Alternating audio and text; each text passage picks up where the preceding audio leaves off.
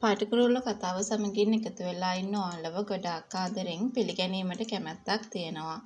මං අද කතා කරන්න සූදානමක් තියාගන්නේ මෙන්න මේ වගේ කාරණාවක් සම්බන්ධවයි.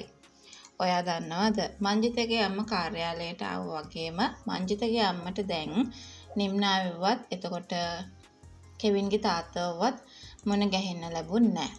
හැබැයි ඒ වුණාට ෆෝන් නම්බර් එක ඉල්ලා ගත්තා.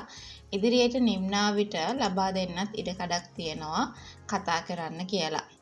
ඉතින් එහෙම දෙයක් වුණොත් කොයි විදියට විසඳෙයි කියලාද ඔයාට හිතෙන්නේ. ඉතින් අපි අද ඒ ගැන වඩාත්ම කතා කරගෙන ඉන්න ඕනි කියන කතාව ගැන තමයි මම මේ වෙලාවේදී ඔයාට මතක් කරන්න සූදානම් වෙන්නේ පවා.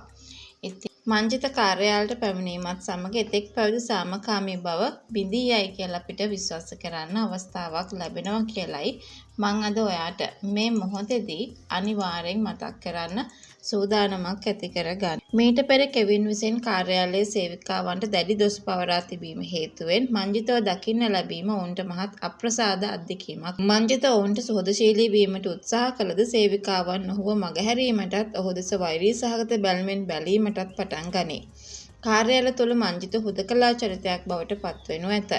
වැරදි වැටහීම තවදුරටත් උත්සන්න වීම. කාර්යාලයේ පිරිස මංජිතව කෙවින්යි ස්ථිරව විශ්වාස කරන බැවින් ඔහු කරන සෑම ක්‍රියාවක්ම ඔවුන් දකින්නේ රංගනයක් ලෙසයි. ෆොන්සේක සහ ඇත්තටම නිම්නාවෙහි නොසිටීම හිතා ඇත්තටම මංජිත තවත් අවාසියක් වුණේ නැහැ. ඔහුගේ සැබෑ අනන්‍යතාවය තහවුරු කිරීමට කිසිවෙකු නොමැති වීම නිසා. මංජිත සැබෑ ලෙසම කරුණාවන්ත වුවද සේවිකාවන් එය දකින්නේ ඔවුන් රවටා නැවතත් දොස් පැවරීමට කරන උත්සාහයක් ලෙසයි. මංජිතගේ මව සහ දුරකථන අංකය පිළිබඳ ගැටලුව. මංජිතගේ දුරකථන අංකය හරහා ඔහුගේ මව සම්බන්ධ වීමට අවස්ථාව සැලසීම කතාවේ තීරණාත්මක හැරවුම් ලක්ෂයක් බවට පත්වෙනවා. මංජිත තම මවට කතා කිරීමට අවස්ථාව ලබා ගන්නේ නැහැ.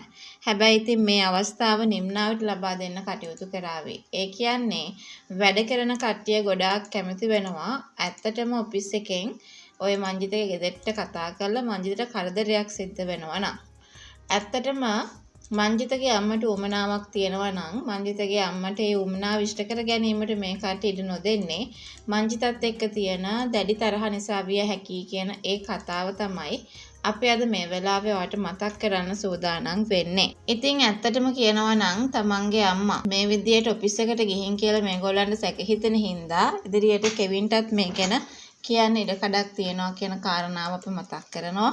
ඊට පස්සේ ඔෆිස් එකට ගිහිල්ලා එතකොට මංජිතගේ අම්මාවද ඇයි මංජිතගේ අම්මා යව්වේ ඔය වගේ ප්‍රශ්න ටිකක් මේ කට්ටිය අහන්න නියමිත වෙන්න ඉඩ කඩක් ලැබෙනවා කියන ඒ කතාව තමයි අද අපිට මේ වෙලාවේදී ඔයාලට මතක් කරන්න පුළුවන්.